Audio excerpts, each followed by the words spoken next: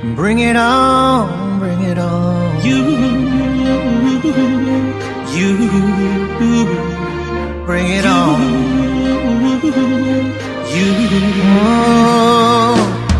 Life know the sweet though, hey. If some people know the hate too, so use the number 6 so and calculate, you go see the ratio. The beef self na me yo, whether na asu them relate to. So bring your own crayfish oh, we go mix oh, hola. Share na them talk say we no go blow. Share them they see us now, we don't dey glow. Take a look at me now, take a look at me now. We're running things in this town, can't you see? I don't care who you are, where you're from, or what you do. Just as long as you're chasing money, do what's right, never give up on it. Bring it on, bring it on. Are you ready? Unu ready? No matter how you try, don't you ever fall. Keep your head up high and standing tall. Bring it on, bring it on. Are you ready? Unu ready? No matter how you try, don't you ever fall. Keep your head up high and standing tall. And rising, rising, rising. Keep it high, rising, rising. Bring it on. Yes, we can. Okay. Good day, everyone. Thank you for taking your time to join us for September's edition of Sales Jojo. My name is Esther Oko, Business Development Manager, Autos Bridge Consulting Limited. So this is a free sales chat. As we know, it has been adding value to sales professionals and the sales community at large. So in this month's edition of Sales Jojo, we'll be discussing striving and thriving in a depressed economy, the salesman's perspective. So with me here today as the host is the brain behind Sales Jojo and also the CEO of Autos Bridge Consulting Limited, in person, Mr. Gwenga Johnson. And also we have a co-host, an amazing personality as well. He's a sales coach and also a lead consultant for SOB Consulting. All right. So not also forgetting our amazing panelists, which we have with us here, Mr. Ferdinand James, Chinyere Odum, Mayowa Isawode, from whom we will be getting a better understanding on how to focus on customer retention and how to stimulate sales in a depressing economy, of course, from the salesman's perspective. So I would like to engage and indulge every one of us here, as this session promises to be informative as usual. So without wasting much of our time, I'll be handing over to Mr. Olubenga Johnson, who would properly introduce the co-host and of course the panelists. Mr. Olubenga Johnson, you have the floor. All right. Thank you very much, Esther. So good afternoon, everyone, and thank you so much for joining us today. I'm so excited to be in yet another edition of Sales Jojo. So when we started planning for this, we talked about what we do, but and then we realized that, of course, we have been focusing on maybe in quotes the big fishes, all right? So everyone comes to listen to hear what the sales directors are talking about. But you know, I think it's also important for us to also see what is happening at the battlefront. Okay, if you are familiar with sales, you will know that the war. Yes, you can plan the war in the strategy room. You can plan the war at the executive level. Okay, but when the execution is flawed, you know, which is at the battlefront, then all the grammar you are speaking in the posh offices will be useless. Okay, so that's why we want to talk to people that we believe are on the field, that are interfacing with the customers, and then of course we want to hear from them today. And today is going to be a very interactive session. All right, I will just indulge, seek our indulgence to remain mute. If you want to ask questions or make contributions, just indicate, and then of course we will allow you to do that. So once again, my name is Benga Johnson. I'm sure some of you are familiar, but for those that are just seeing me for the first time, I talk about sales, I sell, okay, and then I also help sales teams, to make progress. So with me today is our trouble table shaker. The lovely one. We all know that we talk about disruption, okay? We talk about how technology has disrupted the way we do business. And it's also good for us to also disrupt our thinking. So that's why I like, the way it engages people. It makes you to think, outside the box, okay? There are conventional ways of thinking. There are conventional ways of accepting things as the norm, okay? But when you challenge the status quo, of course, you will ruffle feathers, but really, you also stimulate some thinking.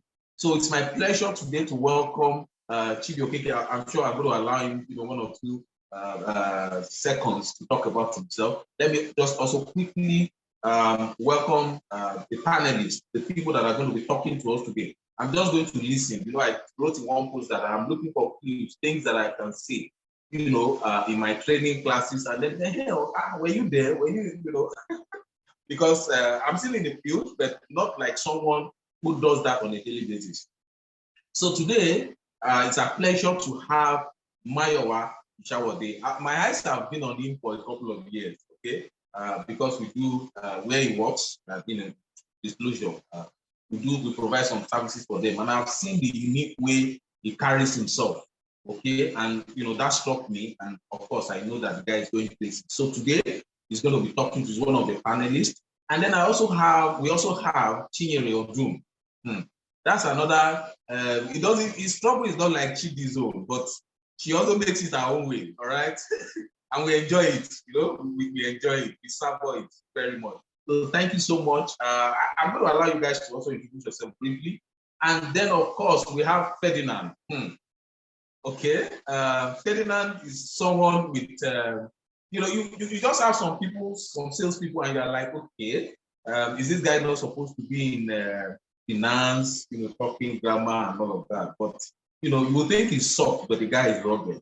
So thank you so much, Ferdinand. So from the way I've also done it, please, if you don't mind, just do us a brief introduction, and then of course let me also quickly explain to us. So we have a series of questions here. Okay, so this is not a political platform. The way they will share the questions, sometimes to the political candidates so that they can prepare very well, so that they can go and look for statistics.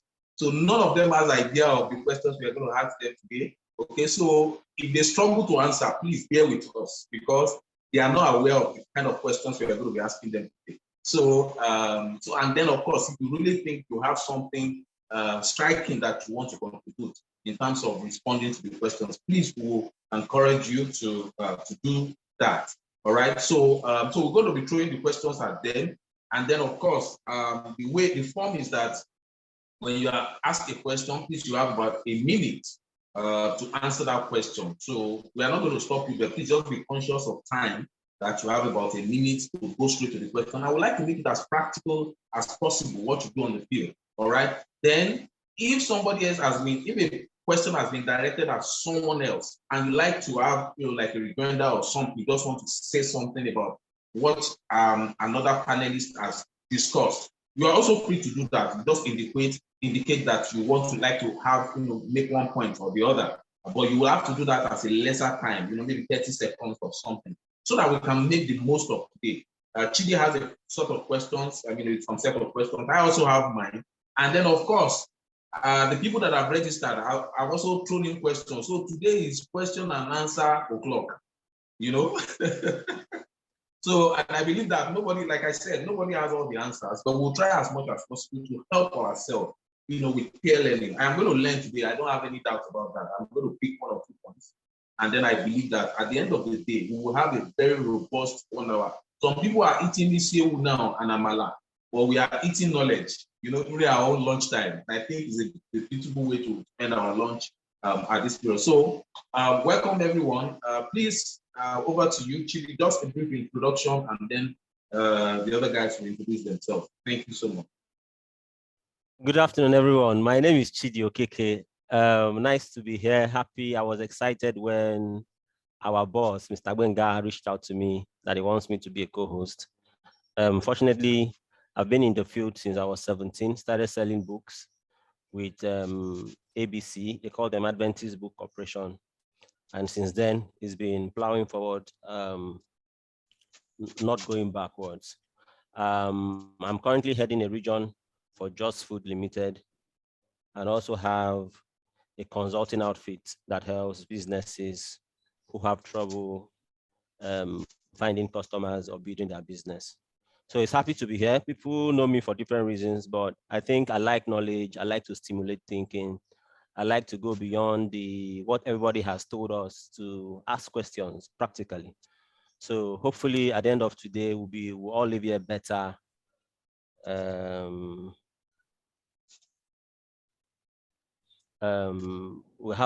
be better off today. So thank you, Mr. Benga. Thank you, also Bridge, for having me here. Thank you so much. Yes. So over to you, Mayo. Please, can you just introduce yourself? Okay, good afternoon, everybody. Can we hear me? Yes, we can. Okay, so my name is Isaode Mayowa, and I have been in pharmaceutical space for a number of years now, and I have worked in 2 different places, Kobe Pharmaceuticals and Miraflash Nigeria Limited, where I'm currently the area manager, South, South, and Southeast. So I'm very happy to be here. I'm happy to learn from a very wonderful mentor like Mr. Gbenga, and also from people like Mr. Chidi and others. Thank you, Otus Bridge, and thank you, everyone. You're welcome. Yes. So the lady, the gentle lady. Ladies are always gentle. Okay, good afternoon, everyone.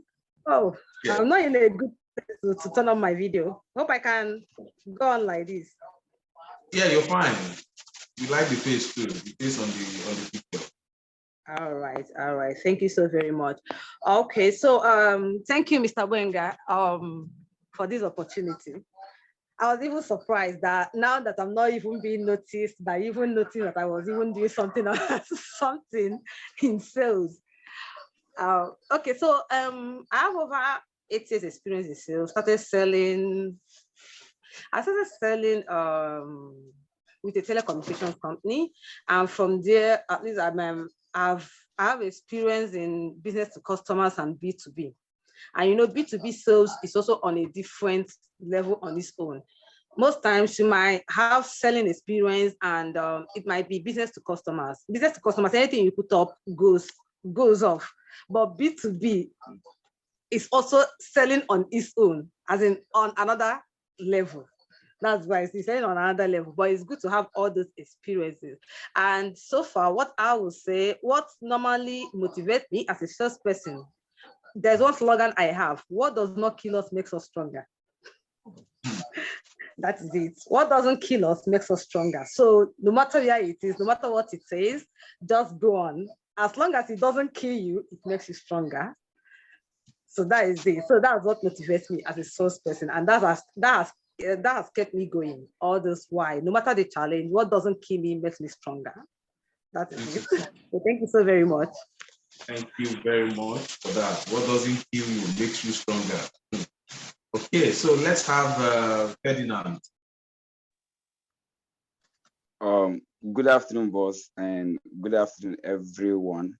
I'd like to start by saying that I'm really excited to be here. As a matter of fact, I am on a leave, so as you can see, I am in my room. So, so you should bear with me, please. So I'm excited to be here.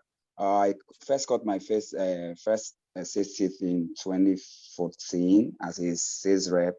Then I moved to Guinness, and now I'm with Grand Oak as the FSM in the East. So, as a matter of fact, despite the fact that I'm amongst those that are going to speak, right? But at least I think this is an avenue for me to also learn, right? So I'm really, really excited to be here. Thank you very much. All right, thank you so much. So, Boss Chidi, over to you. So let's begin to fire. Okay,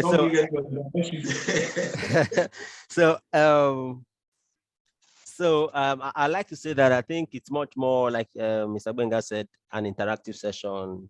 Let's not adopt a very strict approach, or else we might be losing very vital information as we struggle to sound touche or sound too formal.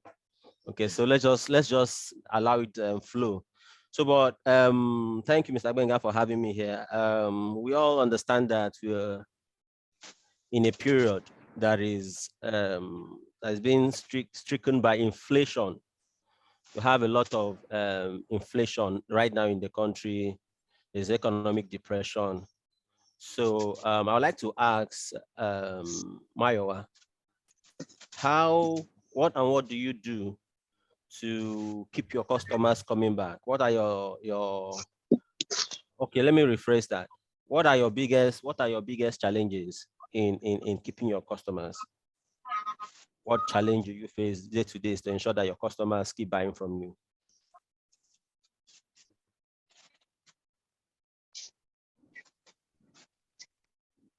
Okay, if I can understand your question properly, you are asking the challenges we face basically on the field in customer retention. Exactly. Okay, so one of the major, I'll try to be as relaxed as possible so that I can pass adequate knowledge. So one of the things that I've seen that happens now due to the present economy is customers presently, they want to go for the cheapest products with the best quality. So one of the issues we are having right now is customer loyalty. If you are not providing a service that is worth the little capital I can spare, then most of the time the customers go off immediately, because with the inadequate cash flow in the economy, you find out that a lot of people are living on a budget. You just don't spend anyhow due to the economy. So as salesmen, one thing we do majorly is to add additional services to buying our products. You just don't go there. You have to think ahead of your competitors. You have to make sure that you're on your toes and you plan adequately to make sure that your products continually do well in the market. Thank you.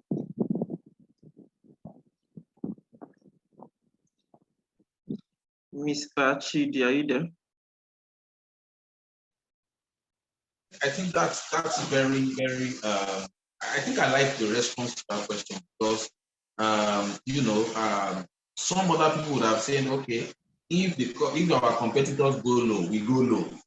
Okay, so at some point you will have to be selling at zero cost. You have to continue get that you want to get competitive on pricing. So what he has said is the fact that people begin to look at value-added services, where you cannot go below certain pricing. You know that you are already operating at a shoestring.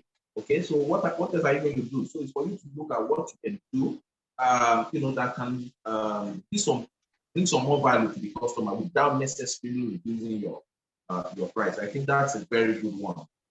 Thank you so much for that. So let me pick a question from my end.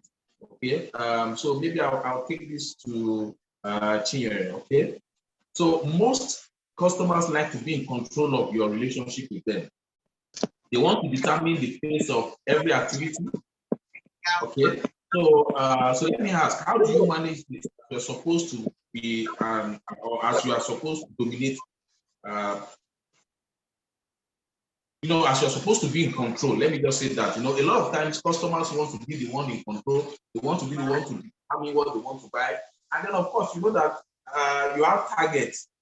Some objectives have been set for you right from the office without asking the question customers. And so without asking questions from your customers. So as a salesperson, as someone who's going to sell this product or services, how do you ensure that the energy, the control that the customer wants to have, does not at the end affect your output? All right, thank you so very much, Mr. Boenga. So if I understand your question correctly, you said some customers want to be in control, right? Yes. Okay. Okay, so number one, as a salesperson, there's some skills basically that you need to have. Then as time goes on, the more experience you become, the more skills you also acquire. The more skills you also acquire, the more as you go forward. So number one, I have this emotional intelligence. So with that emotional intelligence, I'm able to communicate. Yes, I don't let you down if you want to have control, but excellent communication is also key. So I communicate it in a way that you too, you won't also feel bad. You understand it also that, oh, this is a relationship. And I view the relationship in such a way that you are seeing me as part of you. So indirectly, when you want to have it your own way, I'll use emotional intelligence to explain it to you the way it's supposed to be. You won't feel bad, you won't feel hurt, but you understand the message I'm passing across.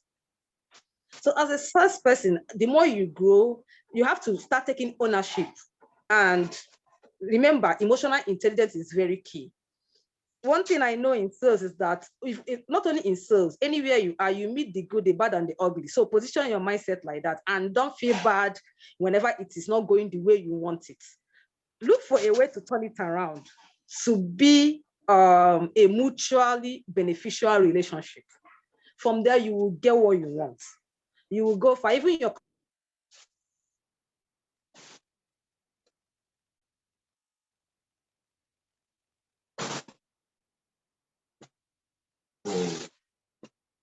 Oh, we can't hear you again. Hello, can anyone hear her? I don't think hear her again. No, we can't hear her. Oh. She was making a very, very profound point for me. Okay, you're back. Are you back now?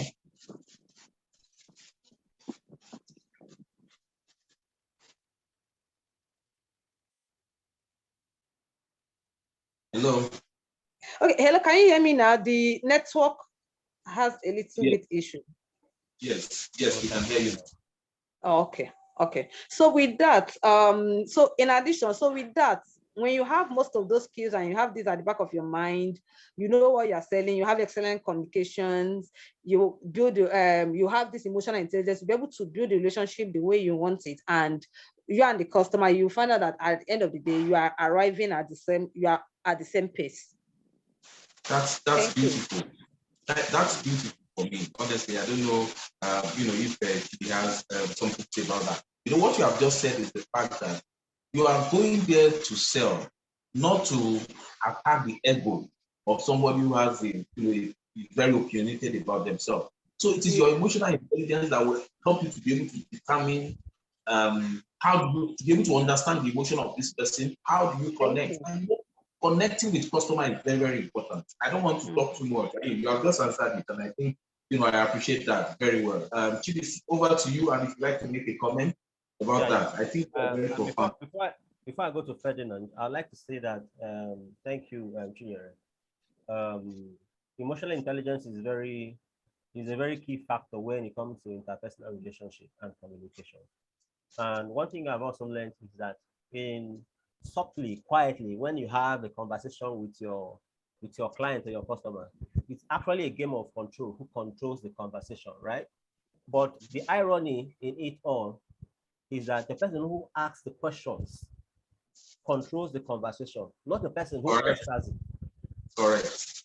So if you really want people to do things your own way, you don't have to push it to them. You have to ask the right questions, which is also in the meat of emotional intelligence. If it's not an ego fight, you're not fighting anybody, but you're asking questions that would lead you. When I mean you and the customer, to the expected outcome. So thank you very much for that conversation. But now let me quickly ask Ferdinand. We've talked about the challenges, or the biggest challenge that has to do with customer retention. If you were to lose one of your customers, or your very important customers, what would you do if you were to lose your customer, one of your important customers? Of course, some customers, you don't tell them to their face to go to hell, but in your mind, they're like, please carry your wahala and go. But there are some customers that when they leave, it will shake you. What do you do to get them back? I don't know. All right, fine. So I will just go straight to the point. And yes, I can. Hello, can anybody hear me? I can hear you. Fantastic. And fantastic. Yes. All right, good. So I'm just going to go straight to the point, right? And I'm going to be practical. So,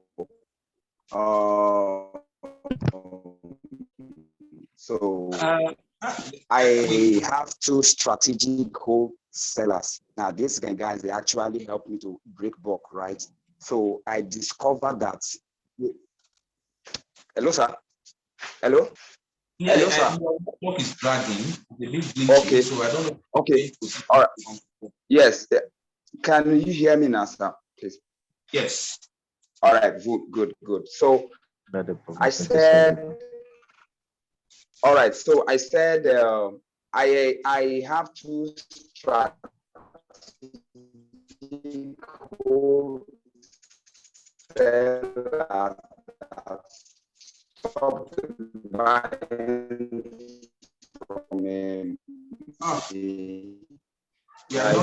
and I discovered that it was that the reason for that was as a result of the fact that the distributor I manage actually. Hello, sir. Hello. Yes, Hello, sir. We can't hear you smoothly. It's dragging. Okay. Okay. I don't know if you can hear me now. Is it clear? Yeah, it's not that we are not hearing you, but it's so super slow, and then of course it makes us to lose your line of thought. Okay, is it okay now? Okay, so just try again. All right, fine. So I said I have two strategic wholesalers, right? And these guys, they usually they can give me about 15 million a month, right? So I discovered that they stopped buying from me. My pre-seller went to trade, and I'm like, hey girls, I'm not seeing this guy. I'm not seeing his order anymore. Why? So they said that, okay, we do not know. So I visited him. I visited the two of them, right? And I spoke with them, and they said that the distributor I manage would usually come to the market to undersell with a competitive brand, a competition brand, right? So, and I'm like, okay, is that why you have refused to buy from us? He said yes. I said, so where are you getting your stock now? So he's using a distributor's account to buy stock and now come and sell in my trade. He is not only just selling, he's underselling. He's giving about 80% of the rebates, which we cannot match, right? So I said, well, this is a very huge one for me. So what I usually do is that for the past 3 months, I've been going to his outlet. I'll go there or talk to him. We'll have a conversation. Most times, conversation that is not business related at all. And I would not say anything about, oh God, come and buy you. I will not say anything at all. I'm just having that conversation with him because I believe that there is what they call customer journey, right? So I'm taking this man on a journey in order to make him to come. In fact, I believe that after some months, he will be the one to place the order. I'm not going to tell him. So I kept on doing that. Do you know that team? Just yesterday, I was on leave. I'm still on, right? He called me and said, Fed, please, I need 100 cases. You understand that? So because I will send him a text, I will wish him a happy new month. I'll call him and all of that. So he is back to what? Buying. Thank you so much, because we have a lot to go. You have made a point, and I think I'll just help you to replace it. What many of us is that when we lose customers, they become our enemies, because the guy has made you to lose, not to meet your target. So you don't want to see his face, you don't want to greet him, you don't want to go there again because you think it's not worth it. that's the worst thing to do. Okay? Because when you are able to win these customers back, they become your fan. They go, I was hungry, this happened, this guy came back, it was on me until I came back. I think that was very good. You have made a point there that please don't draw back from any customer that you think is important and you have lost. I think it's the time to be more strategic. Don't put pressure on. And I like what you said you were doing. You were not going there to pressurize the customer and then the customer becomes pissed off. But you go there to just to make friends because people buy from people they like. And I think that's a fact of life. If your customer likes you, if you are a friend, to some extent, your customer is comfortable doing business with you. So the customer stop buying, you stop talking about the product, then you just make the customer feel that, look, even if you are not buying from me, you are still a friend. And like a quote I said sometimes, I said, if you don't make a customer, make a friend. If you are not able to make that man, that prospect your customer, make him a friend because in the long run, that friendship will pay off. Thank you so much. Yeah.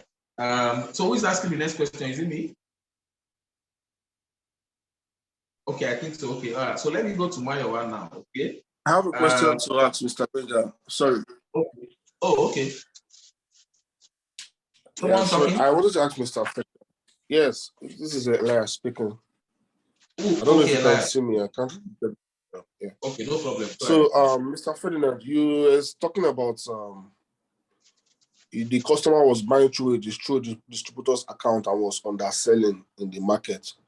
I want to ask, apart from the fact that you were able to take him on this journey and relate with him until he started buying, are there no ways which you can maybe discuss with the distributor to stop selling to him, because that kind of undermines the business as a whole in the market? It puts you at a disadvantage, and anything that is affecting the business negatively in the market affects your trade partners, and everybody loses.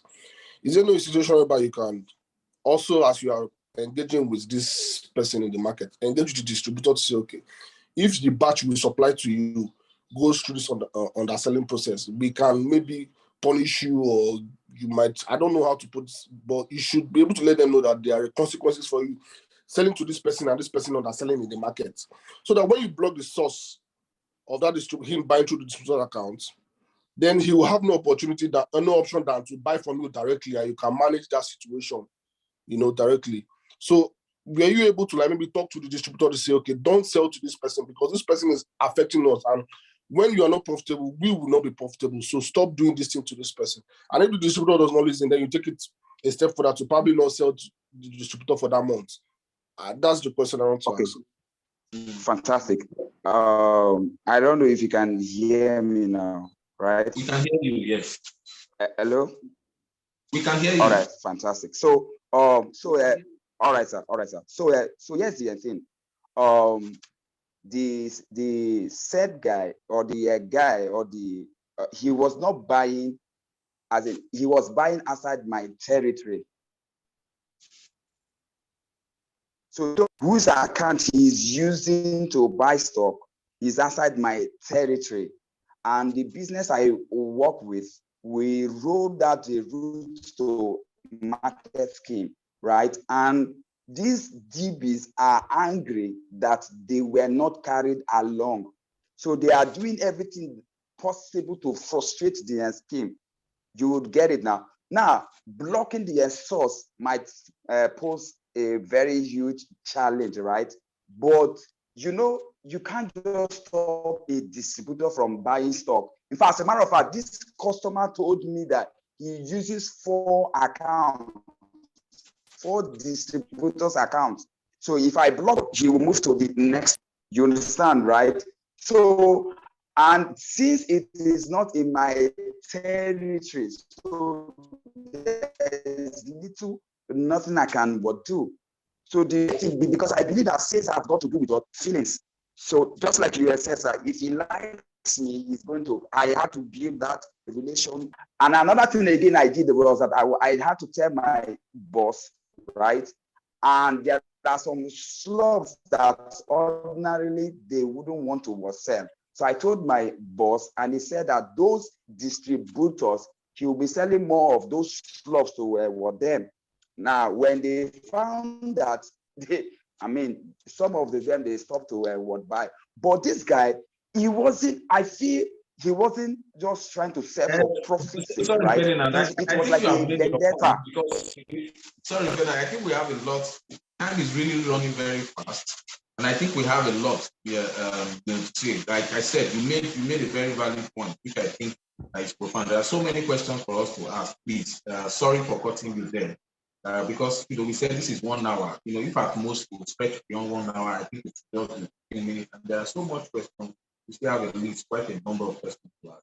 Okay, so please let me just jump to the next question. Okay, so this will go to Mayowa, right? So we know that some customers have been caught using your credit, the credit that you give them, to push another company's product. So what will you do when you discover that your customer who is buying on credit from you is buying on cash from another company and probably using your company money? Instead of a company, they tell you they have not sold, but you know that they've sold, and then they use your company money to buy product from another company. How would you manage that situation? Okay, thank you for the question, sir. So one thing basically I always do is that in terms of selling and debt collection, I use a method called missionary method. And basically this missionary method simply just has to do with personal relationship. First of all, if you've done your job as a salesman to make your value, to make your products valuable to the customer, that's the first thing. When the customer knows that, okay, when I'm out of this product, I have no option than to replace it because customers continue to come back. If you've done your part in terms of marketing and making sure that your product is doing well in the market, I believe that he or she would give you your money as at when due so that he can get replacements for the old stock. Also, in terms of relationship, I have customers like my MD would always say, the customer is not busy, then he's no customer. There are places I go to and I find out that we are over 50 waiting to see the customer. And because of my missionary way, let me give a practical example. I used to have a customer then, whenever I go to his place, we are like more than 56. In fact, you see white men sitting down in the gutter, just waiting to see this particular man, just because of business. And immediately I get there, the man will just throw me his car keys. Hey, Mayor, go and get me fuel. And then immediately I come back probably with the fuel, start the gen. And you see me with my suit and everything. I'm doing everything very fast. And immediately just says, hey, what do you want? Please answer my word fast and let him go. And I leave everybody there and they'll be wondering, how did this guy get to such relationship with the man? So it's just that missionary way in terms of relationship and also creating the maximum value for your products. Thank you, sir. Thank you so much. Some points are dropping here. Thank you so much. I'm sure we all got that. I don't want to start explaining further so that I don't take all the time. So over to you, your next question, please. Yeah, thank you. Quite interesting.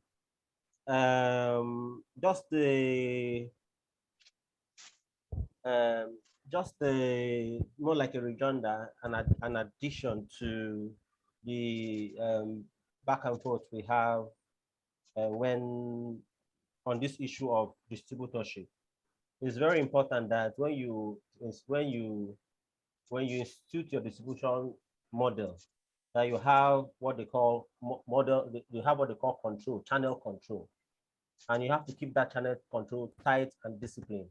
I don't want to go too much into that, but just ensure that you have a control over how your distributors function, or else one person is going to just ruin the whole system for you, and you run into trouble. So back to Chinyere.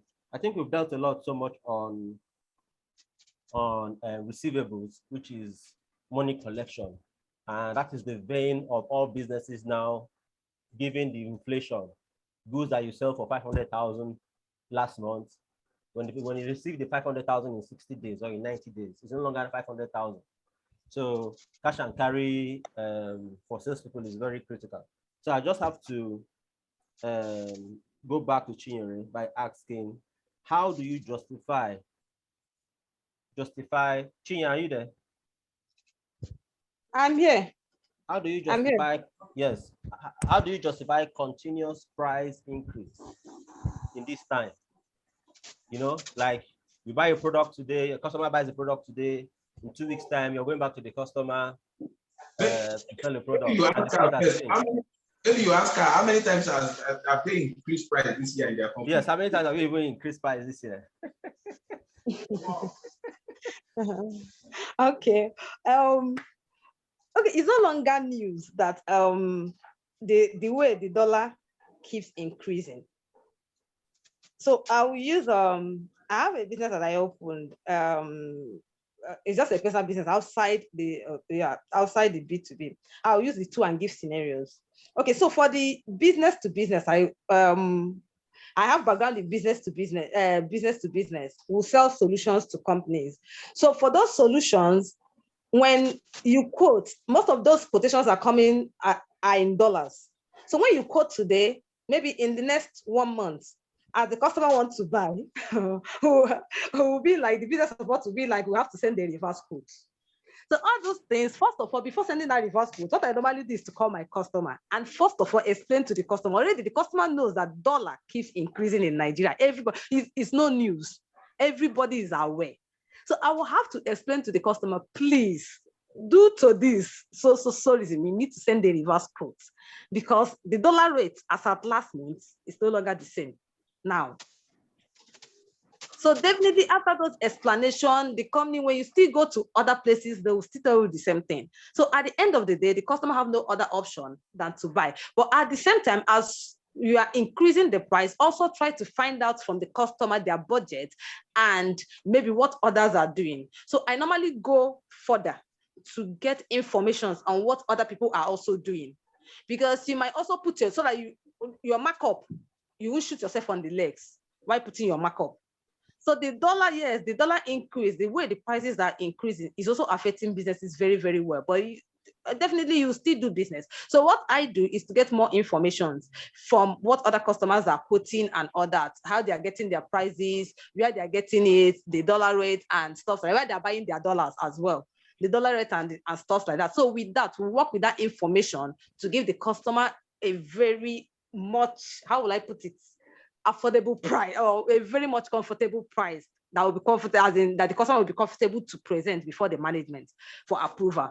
Then for the business to business, I always tell the customer, most of them, I will tell them, please, if you don't buy now, as you're coming next time, the dollar might increase and prices will change. So before you place your order, I will update you. I will update you, please, this one has changed. This one is now so price. This one is, as in, I give you information ahead of time. I communicate to you. So excellent communication helps.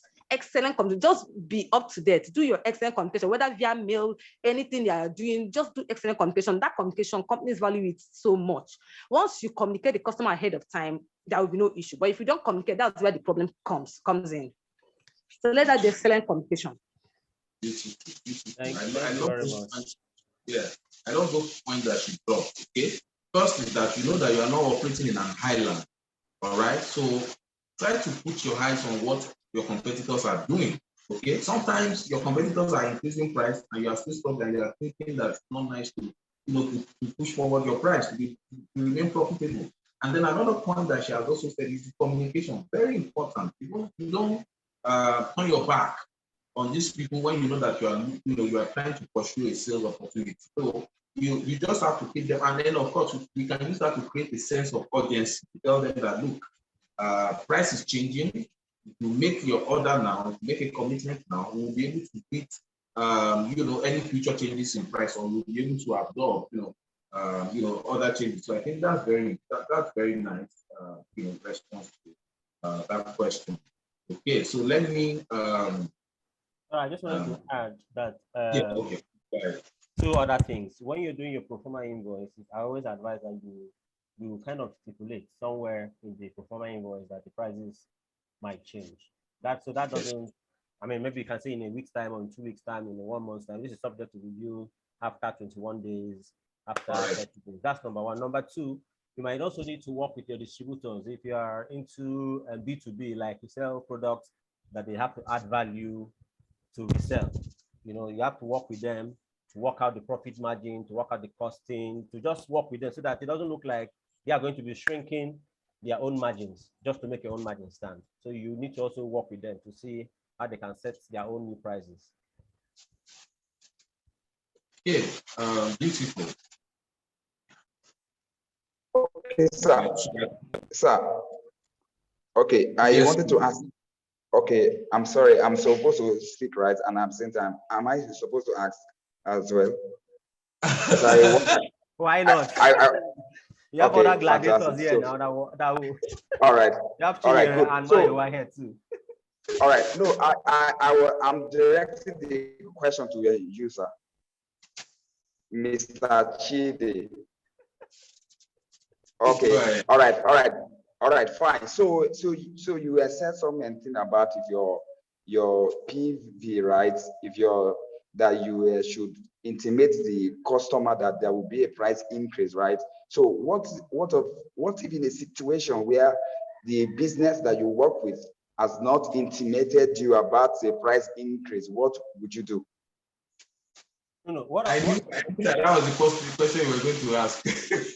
no, what I meant is this. Normally, like we all live in a period where prices change all the time.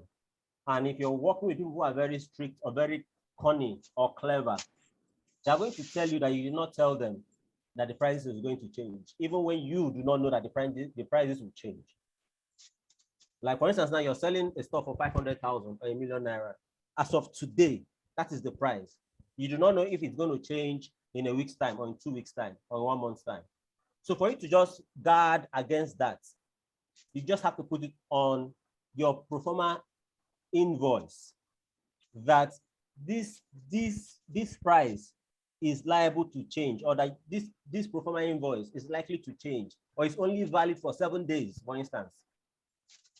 So if okay, so Chidi, I think, because of the benefit of insight into what's done, right? Yeah. So it's talking from an industry, an FMCG, where the customer buys every time. Okay, so the customer places order. So this is not a system. Okay, that's different from pro forma invoice thing. Exactly, where you have to submit a pro forma and all of that. Okay, so yeah. So I think Chinyere answered that already. Please, let me add to that.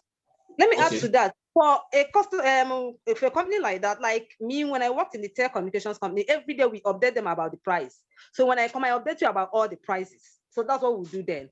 But then presently, with what Chidi said, we in the quote, we normally put validity for 7 days or 5 days or 14 days. That validity covers everything. But if it is a situation whereby the customer buys every day, update them about the price, give them updates every day about the price. If it's the same, just tell them the prices are still the same.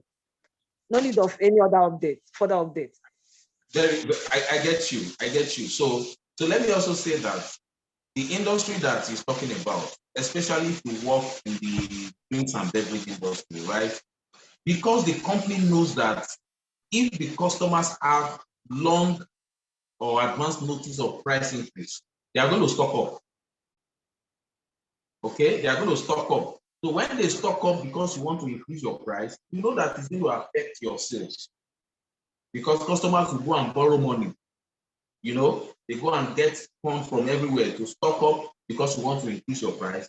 And then when you now, after increasing your price, you begin to struggle with sales. So I think that's the reason why many of the FMCGs have refused not to give any long notice, as such, maybe 24 hours, 48 hours, because they know that within that period, the customer cannot do much, even though some of them still make an attempt to place order and all of that. Okay, so they don't do that. So I think that's where it's coming from. Then for me, what I would advise is that I think this is peculiar to industry. Okay, it's peculiar to industry. So if you operate in that industry, you know that is what's working. For us, for me, what I would advise is that your relationship is very important in all of this. Let the customer understand the challenge that you have, because price increase is not a big, it's beyond your power. You don't increase price, you don't change, you don't have influence over this thing, and it's only the thing that you know. In fact, very interesting in some of this, especially in the drink and beverage industry, some of the customers will know that there's going to be a price increase before you, as a rep, knows. Why? Because it's a big dealer. He's talking to the MD or probably talking to the head of sales. He has a personal relationship with some people in the head office. So they give him an hint. And then when you are coming there, he's the one telling you that you are going to increase price tomorrow.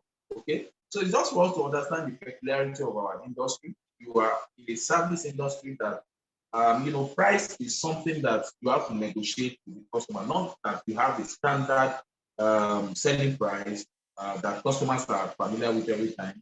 So I think largely it's a function of the industry, just for you to know that you are playing the role that you're supposed to play efficiently well. Don't let it be. If the company asks you to inform customers, please inform them. If you are not aware, let the customer know that you are not aware. And of course, you also have to manage this because you know what the customers will do when they hear that there's going to be a price increase. Everybody, it's a default reaction. Okay, they want to stock up, and then you are the same person that will be suffering because the customer has overloaded, for the period you're supposed to buy, and then the next week, the next month suffers because the customer has really stocked up. Okay, so I think that's my own response to that. Okay, so so I'm sorry I'd like to add something to what you just said now. Okay. You said something about the issue of letting the customers know about price changes is peculiar to industries. I want to also say they're also peculiar to the channels too. And what I mean is that how you discuss your price changes to, let's say, your Horeca or your modern trade is different from how you communicate them to the open market. Correct. And also, you also talked about some FMCG companies might not want to tell you, let's say, ahead of time, let's say a month, because they'll stock up, and at the end of the day, you struggle with sales when the price comes. I feel like it all boils down to what Mr. Chidi said about managing your distributors, your trade partners, letting them understand that they are part of the business. They are not just customers. If they are not successful, we will not it's a win-win situation. And also put how do I put this in English now? Putting processes in place for them to understand that if they make these decisions, it is going to backfire at them, in the sense that we have incentives for credit, we have incentives for cash, we have several incentives. And if at the end of the day you think you are stocking up now for the old price and you don't want to meet the target for the new price, it means that you are going against the contract you signed by coming on board as a trade manager, as a trade partner. In doing that, you're letting us know that we can't do business with you. Because at the end of the day, a successful business has to be successful sustainably. It's not just you cashing out on what is available now. So you let these people know that we are in this together. This is not a buying, this is not a market thing. It's a sustainable business. If you don't want to do it, let me know. If you want to do it, let us sit down together, put heads together, and you make money, I make money. So for me, I feel nobody's doing anybody a favor. Yeah, you're not doing anybody a favor. We are here to make money. Thank you very much for that. Thank you. Let just to add to what you said, sorry, so that we make it very clear. Just to add to what you said, there's someone on this platform. I've seen the person who shared something interesting with me. This guy works in the lubricant sector. Okay. I don't know if you would like to share it himself, but I will quickly, recap what he said, what he told me. When he was in the lubricant sector, there was a particular brand of product that the distributors are the ones that will call the company, when are we increasing price? Can you imagine that?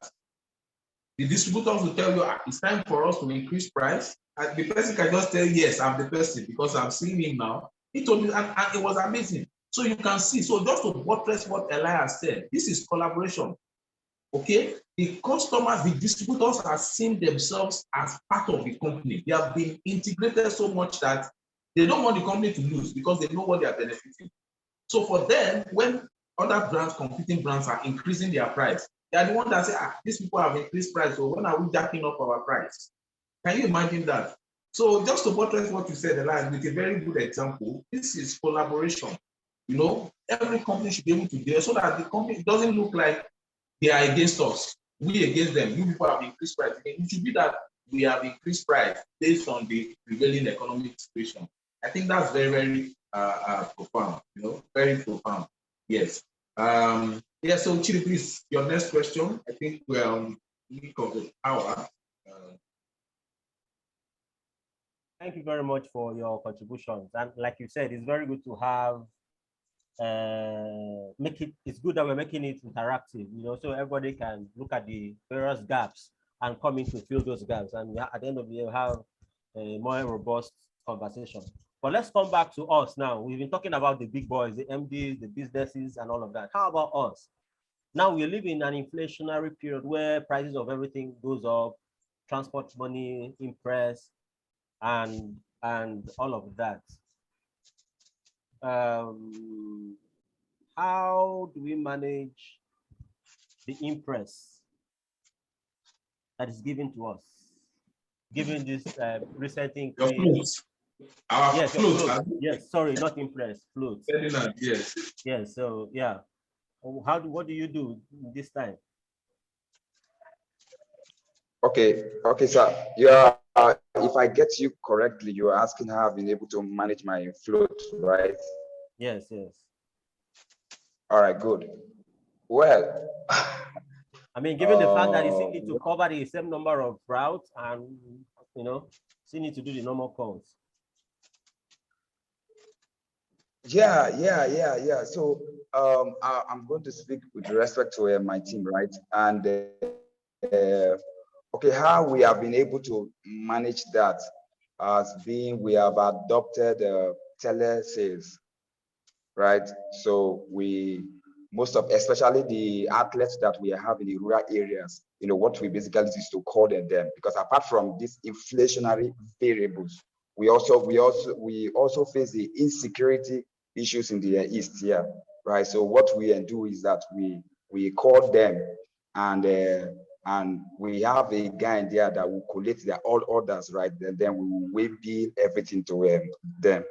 So though it has not been easy, and when you write to the business that you need a review of the flow, they will just tell you that there is a budget.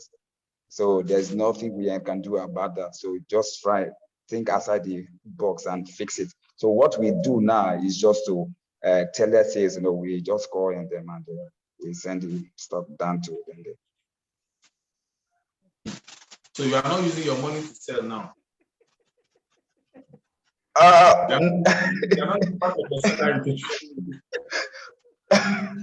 No, it's not. It doesn't cost much though. At least 1,000 is enough, to just call them. We have a guy there, right? We have an outlet. The guy, we will call him. He will collect the whole orders. Then we will send it by the weekend. That's okay. all. Yeah, I get that. I have a question to ask in regard to what Mr. Ferdinand just said. For some of us in other aspects of the FMCG, our float also involves your total trade spend for trade marketing activities too. In most cases, they give monies and you now like do an expense month and sell. For me, I feel like what I do is that I try to understand every month, every week. There's a taste that changes, which impacts on your SKU. It could be that SKU is moving very fast this week, next week it's not move.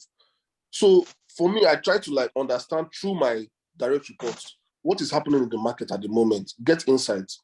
Why is this SKU moving now? Is it because of this particular season? Is it because of this thing? And why is this one not moving? And so that at the end of the day, we can sit down together and draft out strategic marketing plans, trade marketing plans at that period that we can use our expenses to push that particular product.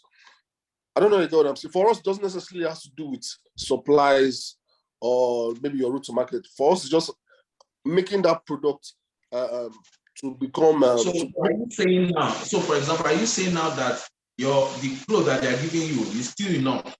That's why the cost of things going higher. Okay, because that's the question, really. Okay, the float will never be enough. Your float will never be enough, especially if you are very much invested in making sure that your market accepts your brand as a salesperson. The float might never be enough, but the thing is, for you to be able to use it judiciously, so that at the end of the day, it becomes efficient. You are efficient and you are effective. We have a lot of plans, but how can we use? Let's say, for instance, now they give me float of let's say 300,000 or 400,000 in a month. I'll have to think of how I can go to the market to do a little market storm. And let's say we pick 2 or 3 markets I manage Imo State and Abia State. How can I do this? How can I do this to make sure that this SKU, this particular place, is competing with other SKUs within the range, within the category, or with in comparing to the competitors? So for me, I feel like you need to first get insights into how your product is selling to the market, then use your float or your expenses to push that product and ensure that product is profitable in the market. Okay. Float will not be enough for anybody, but how can you use it judiciously? That is what makes you a good man. Thank you for that. Thank you for that. Thank you for that. All right. I think we should be, gradually drawing the curtains on this. So let me ask some other interesting questions. I think I'll just direct it to Mayowa. We know that sales has been a very interesting job. For some of us, we just found ourselves by accident, salesman by accident. So let me ask, I'm going to ask everybody this question, okay, because as we are drawing the curtain.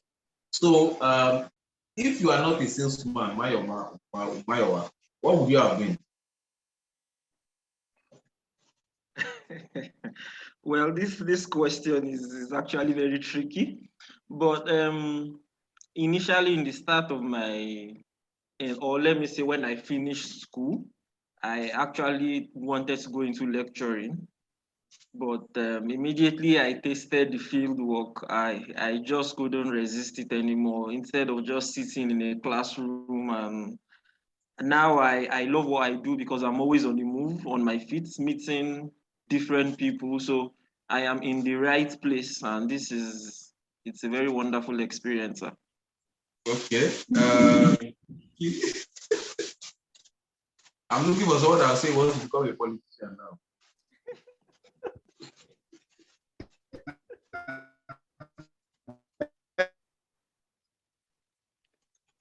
Hello. We can't hear you. Okay, fair enough. Okay. So just like my guy said, I would have loved to be a lecturer. Because that was my dream. This one, that is on track, and you not collect salary. That will kill you. Because that's the job there now. Okay, no problem. Chinyere, are you also thinking will do business? I think Chinyere will do business. Hello, can you hear me? Can you hear me? Yes. Okay, honestly, mine is different. I would have loved to be to practice what I studied, geology. Then I found myself as a rugged geologist. So I wanted to practice that. But as I entered into selling, I found out that even no matter what you're doing, remember, everybody will tell you don't have just one stream of income, have side hustle. Even if you are still doing that this thing, indirectly, you might still have that your side hustle and be selling. So selling is even interesting. So, and I learned something from a mentor, be a brand. So that no matter the level you are, be a brand, no matter the level you are, you'll be able to sell whatever you have that you want to sell off. So selling is very interesting. So even if you are in another profession, directly or indirectly, you still see them selling. They are all salespeople. So it's very, very interesting. Be a brand. That is it. Helps you to network. Thank you so much. You know why I asked this question? I know for all of us here, none of us went into the university and planned that by the time we graduate, we're going to be running around looking for customers, people to buy products and begging people and do all kinds of things, But we found ourselves in this profession and we are enjoying it. And I've not seen, all the three of them, they said they are enjoying what they are doing. And even if some of them, if they find, because they will see, some of these lecturers said, some of them are even salespeople. They are still selling handouts. They are selling all kinds of things and they find ways of, making people to buy them, although they are only, they make people buy by doers, so just on the lighter note. All right. Chidi, do you want to ask one question? I think we can. Oh, I think if you don't have any question, Chidi, do you have any question with you there? Or we just told this, have the open mic section where we can. I actually do have, but I thought there is a hand by Emerald. I think Emerald has a question or a contribution. Oh, okay. Sorry, I didn't see that. Yes, please. Okay, good afternoon, everyone. Sorry, I can't come on camera. I'm actually by the side of the road somewhere. Very exciting and interesting learning session from the firebrands, Chinyere, Ferdinand, and Mayowa. A lot of, I've taken some notes. All right, just a comment, not really a question. And by the way, thank you, Chidi, as usual, and for Authors Bridge for bringing this our way, as usual. I want to just emphasize a little more on what, by the way, Elias, thank you for those brilliant contributions. I think one of the things you mentioned earlier is about not forgetting the overall business objective as much as possible, especially as salespeople. So you're looking after your territory, but by the way, you are also looking at overall business objective. So whatever is happening in your territory, you could be hitting the target, but it's affecting another territory, it's affecting another zone. So overall business objective, it's very important that we are paying attention to that. But overall, I think what is coming to me from the discussions of today is we need to continually be proactive in our approach, in our sales. Every day we are proactive. And I also want to say as salespeople, we need to continue to up our ante in terms of business development. So the market is very, very dynamic now, very challenging. Let me give a quick, I was just smiling when we shared about prices changing and all of that. I walked into an electronics store and the sales lady took me around. I saw what I wanted to buy. They gave me a pro forma invoice to go and make payments. Then I went to the cashier. At the point of payment, the cashier told me price has changed.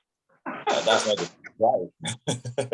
But that's not the price for the products. And I was like, inside the same store and all of that. I said I should go and meet the salesman. So I went back. Then the lady now asked questions.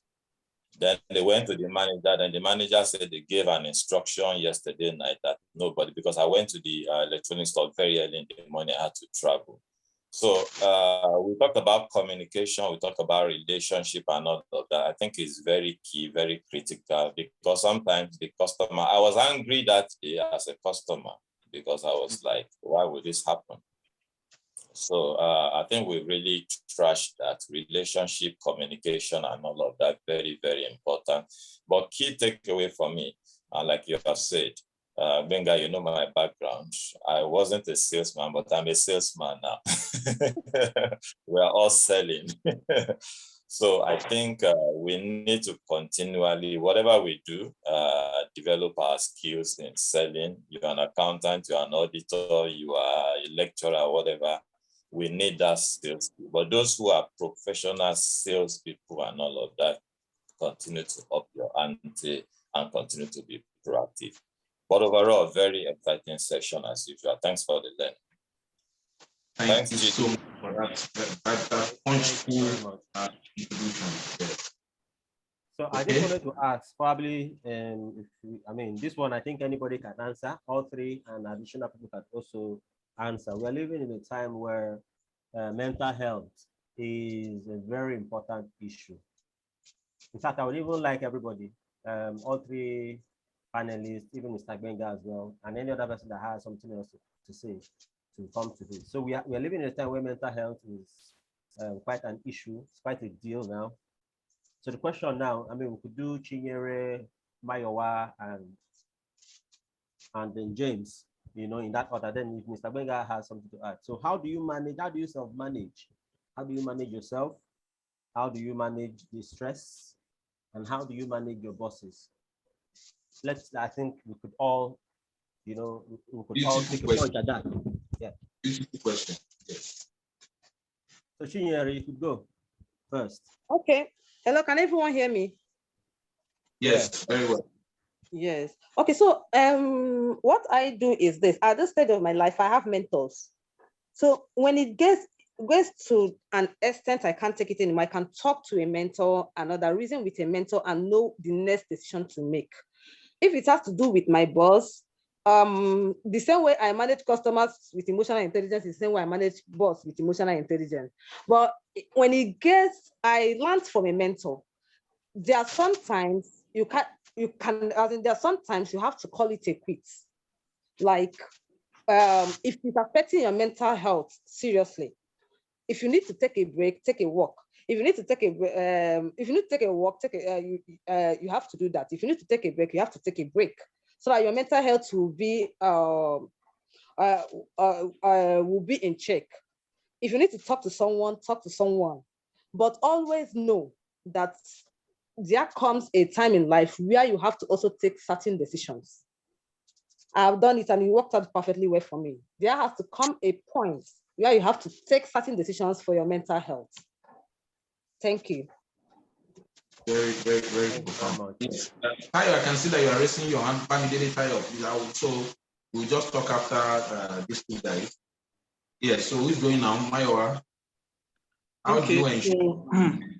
So in addition to what Mrs. Chinyere has said, for instance, I was someone who, at the beginning of the job, it wasn't easy, but I got to a time where I, let me say, rose to stardom. So I went from a star rep to the worst manager. Mr. Gbenga understands that as a baby manager, initially I was confused. You attend managers meeting, and then the 6 regions are released, and then you are like number last. And as a rep, I was always used to being number 1. So at that point, what I just told myself is there are times and seasons for everything. And right now, as at last quarter, I've gone back to number 1. So I understand that at every point in at every point in time, you need to understand the times and seasons. There are times where we learn. Those times you are down, you should use it to learn. Those times when you feel things are very difficult, you should use things to learn. You should use it to learn. Also, in a month, at least you can take a day off. For instance, today, I said today is going to be my day for Otus Bridge. And this conversation was like a resting for me. So today was a day for Otus. So it's like a time. And after this conversation, I believe that I'll be refreshed again and ready to bounce back tomorrow. So beautiful. Thank you. Beautiful, beautiful, lovely. Yes. Yes. Ferdinand, how do you balance yourself this time to ensure you have a good mental health? So Ferdinand is not here. I guess he has been having some challenges with network. Okay, so can we take Mr. Babidele Tayo, and then after that we take Thomas Adetino. Please go ahead. Good afternoon, all. Can you hear me? Can you hear me? Yes, yes, we can. Okay, my name is Bamidele Tayo. I sell lubricants. Recently, I resigned from a good paying job. If I must say, a good paying job. You know, I even prayed for the job. I prayed for the job, a good paying job, good allowances and the rest. But talking about the issue of mental health, yeah, I was the type that used to tell people there's a way you can manage your boss, because I've managed a large number of people in the past. I do tell people, make your boss happy, then you have your job. But when it gets to a level that you can't bear it any longer and it's affecting your mental health, the best thing to do is to take a walk. At least you understand yourself better. Most of the time, there's this fear. I can recollect the day I was resigning from that job. It was even in the middle of the month. It was unexpected. I said to myself, what will happen now? Is it because of this unforeseen, wow, am I going to get a job again? Then I tendered my resignation. And I must tell you, the next 5 minutes, I slept off. When I woke up, I was refreshed. And I started making contacts. And in less than 1 month, I got another one. In fact, it was calls upon calls. So mental health, we must not joke with it, especially as a salesperson. It comes, though sales is war itself. Sales is war, because we have the organizational policy that will affect you. We have even your line manager, all manners of policies that may affect us as a salesperson. You understand? But when it comes to mental health and you can't bear it any longer, my brother, take a walk is the best option for me. Thank you so much. Thank you so much. So let's hear from Thomas. Okay, sir. Okay. Okay.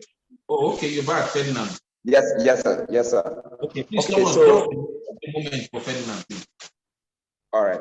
Thank you very much. So I want to speak with respect to one member of my team. So she was actually the best VSRO I actually have, right? And I discovered that her performance kept on declining. So I took her out, and I asked her what was the issue, and she narrated everything what she was going through mentally.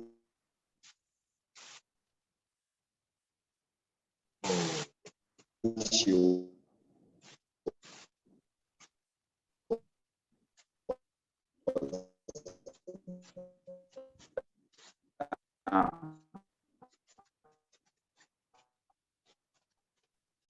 Oh, Ferdinand, internet is doing us anyhow today.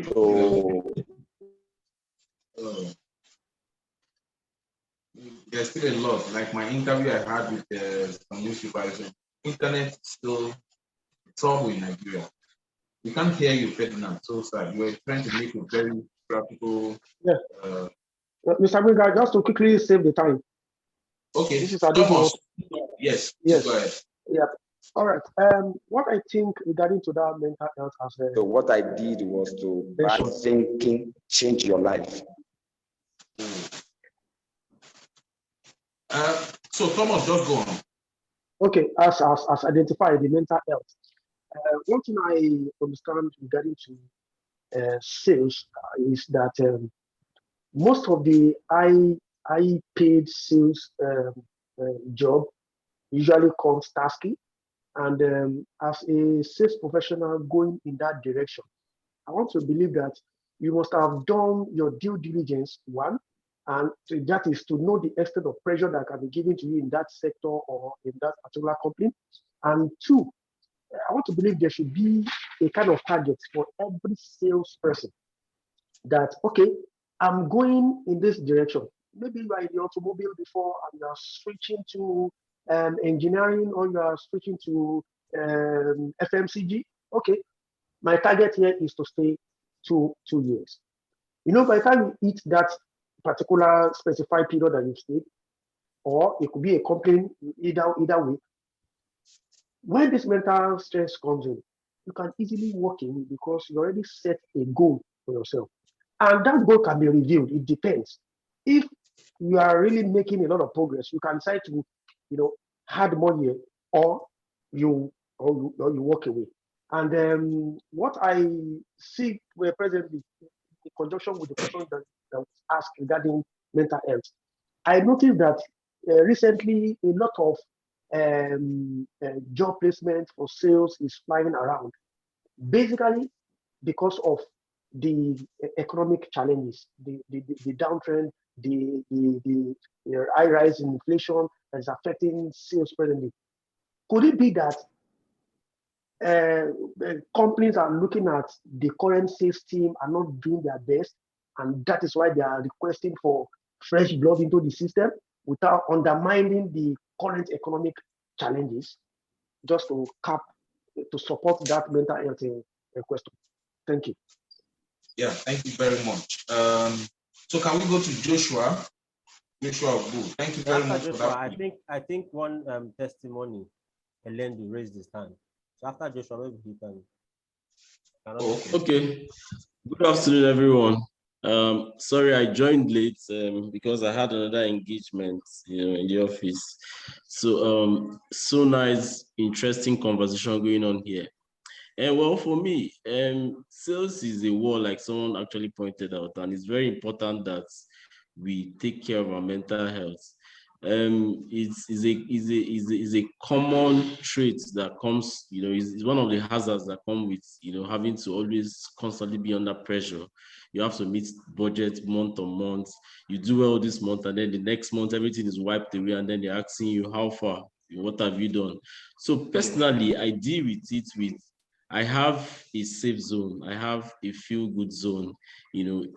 I have a system in place that helps me, keep me, up to speed at every point in time. One of the ways is to listen to music. I have a lot of people I follow. I read them. I, listen to them, and I do it every morning because, if you live your life based on emotions, you will not achieve anything tangible in life. Emotions can go up and down. Today they bash you, you feel very bad. Tomorrow they praise you, feel very good.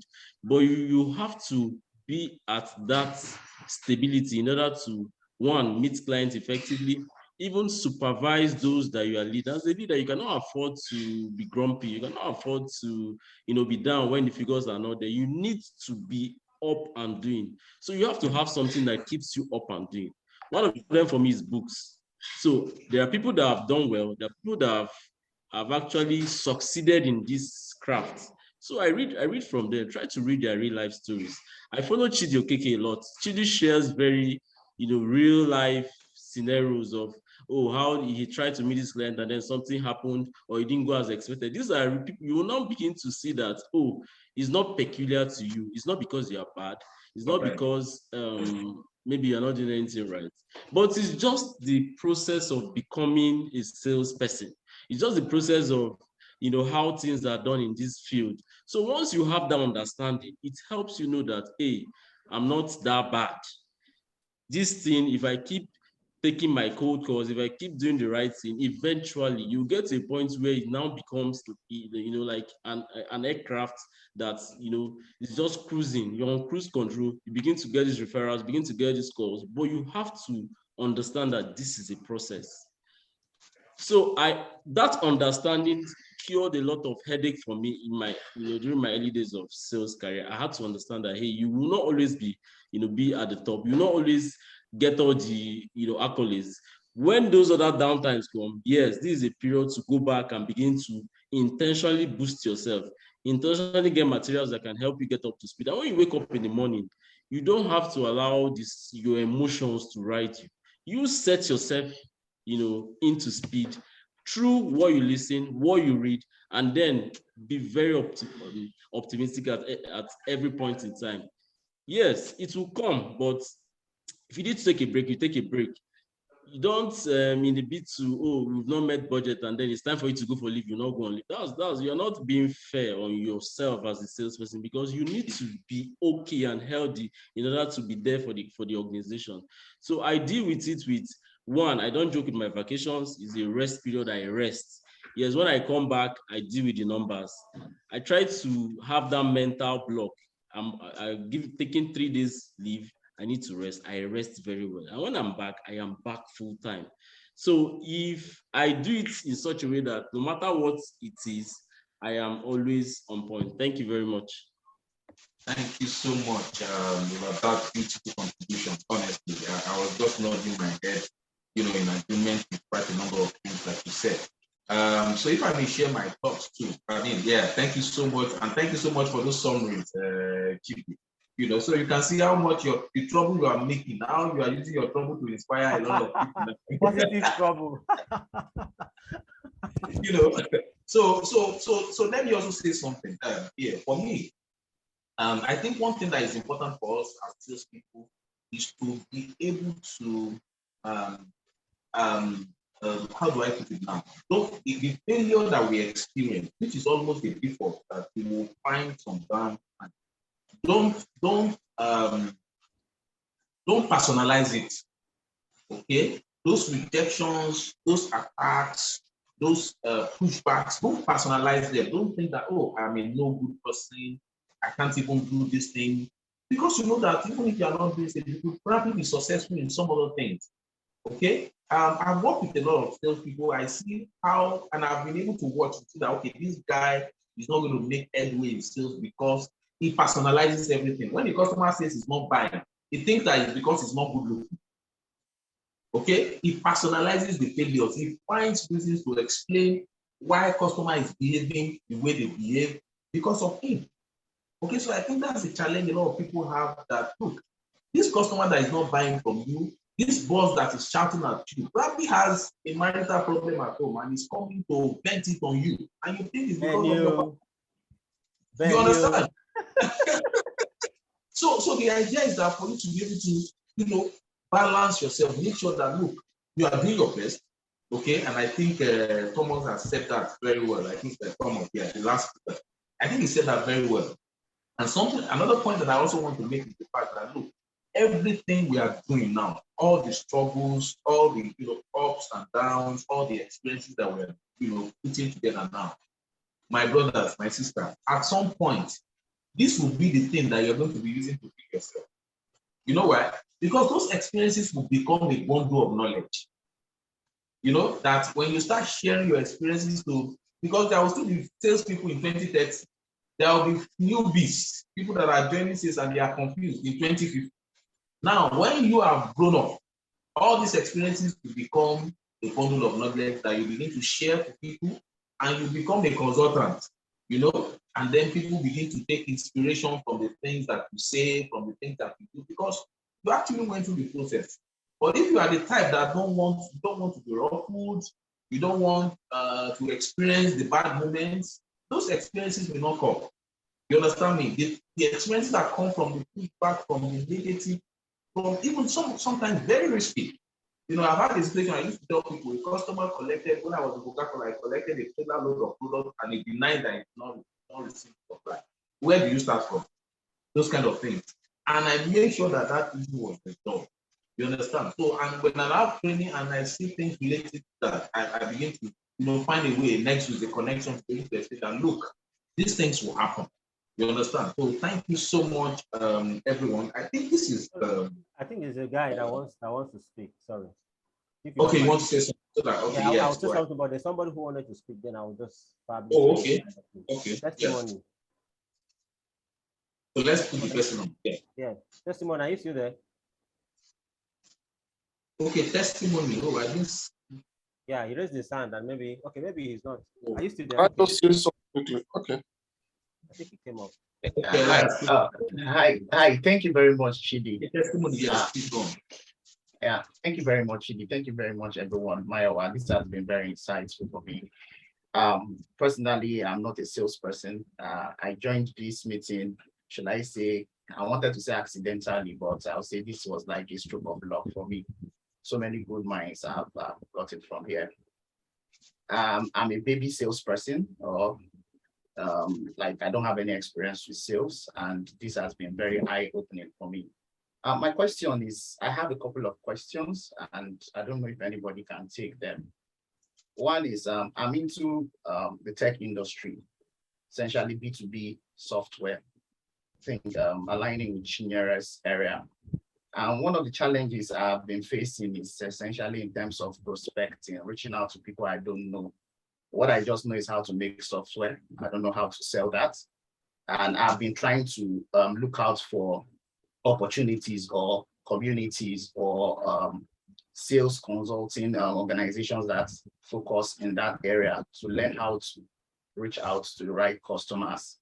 It has been very difficult. I've just been kissing the frog for like months, and that's one of my questions. So my question is, how do you sell to people you don't know, or is there any community I can go to that can help build that particular skill set, or tell me where to find people that can help me do that? My second question is in terms of receivables. So I've been doing quite a lot of personal study. And one of the things I noticed about receivables was I know they talked about something like invoice factoring, like essentially go to a collector helps you collecting it at an interest. So it's one of the areas I've been paying so much attention to, especially with respect to the kind of industry I operate, which is like software dealing with dollars and inflation. So I don't know if anybody here can just give more insights in or experience, like from practical experience, how to handle that if it comes to that, because for the kind of industry I operate, there are a lot of defaults. And if this particular option is a resource, and if it's a resource, how do one do it and do it very well so that it does not like hamper the business growth? Thank you. And thank you very much, Chidi, for inviting me to this. I really appreciate it. You're welcome. So let me see if I can attempt your question. First things first, this is a community. You can reach out to myself, you can reach out to Mr. Benga. Mr. Benga has a much more established consulting outfits. He's been here for like 9 years, 11 years or so. So yeah, so me, I'm just about maybe 7 or 8 months into the game. So I probably think that I can actually send you Mr. Benga's number. You reach out to him for all of the training and advisory in terms of how you can get into the market. But I think we've also tried to summarize a lot of the things that you can do in terms of receivables. When you talk of receivables, I want to believe you mean when you render your services or you sell your goods to a customer on credit and you want to go and get your money back. You know, a lot of things you can do. One of them is if you have an outstanding, is it MOU you call it, or an agreement, a contract between you and your customer that stipulates uh, um, credit limits and credit extensions. Although most of them would likely not oblige to that 100%, but there has to be like an agreement on ground. Let them sign off on those agreements. Secondly, you also have to build very good relationship with these guys. Don't make it all about the money. Try to get to know them better. Try to help them. Try to give before you take. I think those two strategies would really, really help you break through on receivables. But for prospecting, for how to get into the market, yeah, you can talk to Mr. Benga and you can also talk to myself. You can reach out to help you. And then before Mr. Benga, maybe he wants to come in. Let me just quickly state how I manage stress. Typically, I'm a very restless person. Very restless, very restless. I see my daughter, in fact, I shout and I'm like, but you are like this girl now, leave her alone. You know, but that has not really helped me, has not really helped my health, you know. But I know that stress is most times hormone related. When you have a lot of cortisol in your system, you tend to get tired out easily, you develop all kinds of problems, stress, you cannot sleep, back pain, high blood pressure, and all of that. So one way you could do that is to have your regular exercises. Exercises have a way of pumping in certain kinds of hormones like the dopamines into your system. It will just release it into your system and you feel much more better. The other thing that can help another system you could use that I use to fight stress is that I also have a regular time and a number of hours that I sleep every day. No matter what happens, I try to do my exercises. No matter what happens, I must go for that walk. If you like, let it rain. If you like, let it sun, I must go for that walk. I must rest 6-7 hours. Highest I turn in early, you know, or wake up late. The third thing I do is that I try to read. You know, when you read, your body also releases certain kinds of hormones that helps you slow down and, you know, slow down and unwind. And the third way, or the fourth way rather, I also use to manage my stress, you know, because some of these stress are there. When you have froggy mindsets, your mindset, you know, you have a lot of garbage, nonsense in your mind. You do not find clarity. So one way I used to use to fight stress is to write. When I write, you know, writing gives me clarity. You know, because I'm thinking and it's helping me, you know. So those are the 4 key areas. I know there are a whole lot of other areas that, like we've all mentioned, but I do that. I do exercise, I rest, I read, and I write. Yeah. So thank you. Thank you so much. Yeah, thank you so much. Very good insight. Let me make an attempt to answer the question of testimony. I think I'm just able to pin down 2 questions, two areas of concern. The first is perspective. So just like Philip said, you can reach out to me, you can also reach out to me to be able to help. But let me also quickly answer here that the product that you have must have been designed with a target market in mind. Okay, so and I think that's the beginning of the product, because if you look at the product development process, the idea where it's starting from, which is the beginning of the product, is to try to solve a problem. So you can't have a product and then be looking for a problem to solve. Okay, you rather have a problem and then you create a product to solve the problem. So the problem must have existed, and then so the idea is for you to look at, so what did we see before we came up with this product? Okay, so this product is supposed to be meant for certain people. So once you understand that this product, for example, is meant for people in logistics, it's meant for people in the pharmaceutical sector, so you begin to look out for where they congregate, their natural habitat. Okay, where can I meet them? Do I have to do personal visit? Do I have to meet them on the platform of their association and all of that? So I think it's important, right? You don't have a product and then be looking for the person and then be looking for the problem that the product will solve. Rather, you have a problem and then you create a product to solve the problem. I think that's, if you unbundle that, you'll get a lot of points on that. And I think the second point that you made about receivables, also goes back to the product. Okay, so for me, a lot of times, there is something called the product market fit. Okay, if you have a product that is well accepted by the market, okay, that the market is not still comparing or has a better option, right? You will be in that situation because the customers can call your bluff because there is always something else they can use. Okay. But if you focus more, I think a lot of, because there's no product business except your product, like I said, achieve that product market fit very early because it's always a circle, right? It's a process. So if you are able to achieve that very quickly, that the market accepts your product, and then you are able to scale and accept, and begin to get business, and then people will accept you, and then of course it becomes something that they will have to pay for if they want to enjoy the service. But when you are still trying to find that fit, that's the time that, okay, bring the product, or do you want to let us use your product and then we pay you later, and then that's when the process, that's when people begin to hold you because if you threaten them with, stopping the service, they don't seem to lose anything, okay? But if a company knows that, for example, let me say, for example, the people that are providing ERP services to banks, for example, if a bank has an ERP service provider and the service provider says, you have not paid us, we're going to cut you off, what do you think will happen? Okay, so that's how critical that software that the bank is using, it is to them.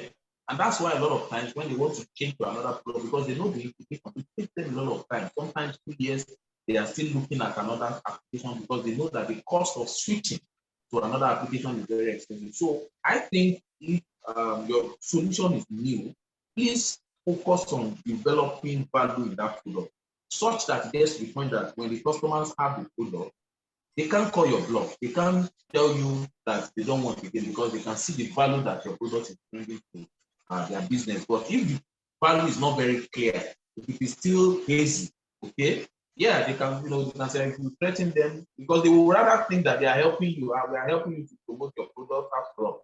But if your product is bringing clear value that you yourself can also see early, you are able to, because that's another thing. Okay, you have the product there, you're also monitoring how is this product affecting what impact is it having on the customer, all right? And then you are able to establish that clearly.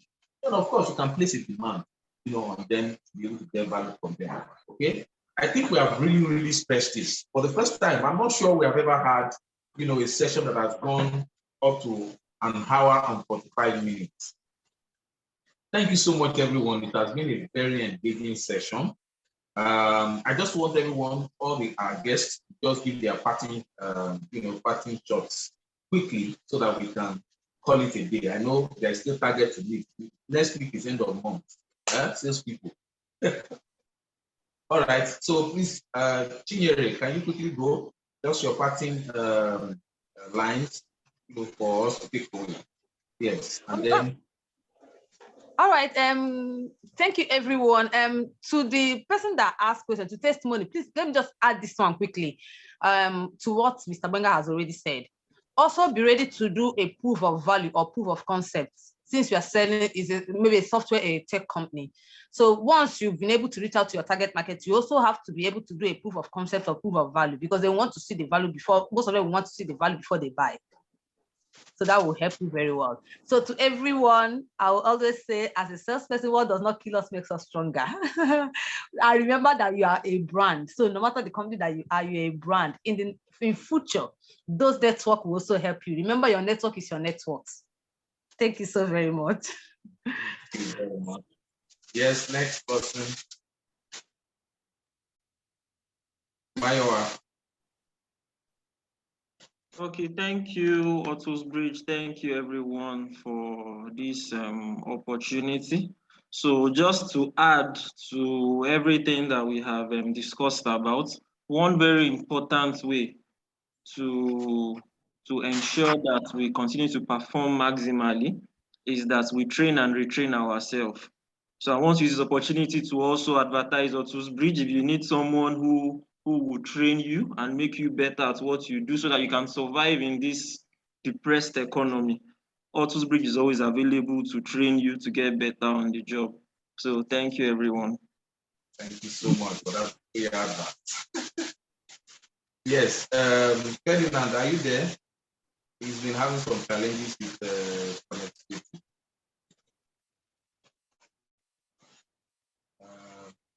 Okay, it's not there. So Chidi, please, can you just let's have your thank word. you, Otto Bridge. Thanks, Chinyere, Ferdinand, and Mayowa. Thank you, everyone else, for coming. It's been my pleasure to co-host or to co-pilot this project or this program. Thank you for the experience. All right. Thank you so much, Boss Chidi Okeke. Thank you so much for this very wonderful session. Thank you to the panelists. Thank you to all the contributors, everyone that has contributed today, that is present here with us till this hour. In almost 2 hours, of the day that we have invested in this very engaging session. I wish, I hope we were able to make impact, and I also wish we could do it better. But we'll always keep striving, to see that, we bring value to every conversation as we gather here in another opportunity. So thank you so much. And then just like Mayowa said, yes, so maybe the video that follows after, you'll be able to see what we do, thank you so much, everyone. Have a beautiful remaining part of the day and the week, and please make sure that you hit your target for this month. There is no story to tell. Keep it high, rising, Bring it on, bring it on. You, bring it on.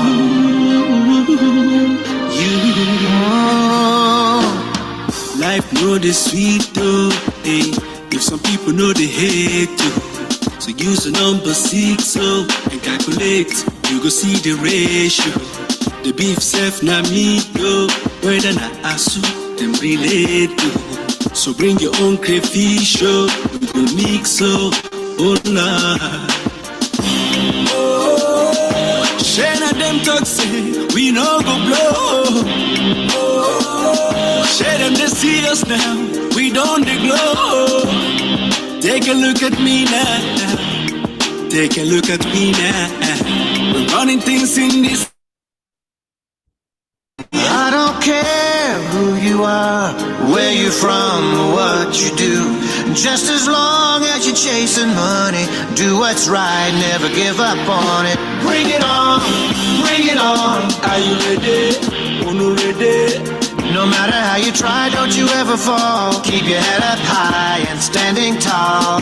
Bring it on, bring it on. Are you ready? Unu ready?